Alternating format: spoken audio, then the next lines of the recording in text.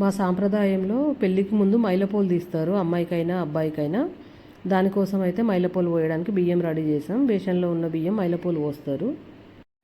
మైలపోలు మీద కూర్చునేటప్పుడు అమ్మాయికి అయితే అమ్మమ్మ కానీ నానమ్మ వరుస అయిన వాళ్ళు, లేదంటే వదిన మర్దన్ల వరుస అవుతారు కదా, అలా ఉన్న వాళ్ళను కూర్చోబెడతారు. అబ్బాయికి అయితే మాత్రం తాత వరుస అయిన వాళ్ళను, బావ వరుస అయిన వాళ్ళను కూర్చోబెట్టి మైలపోలు అనేది తీస్తాము.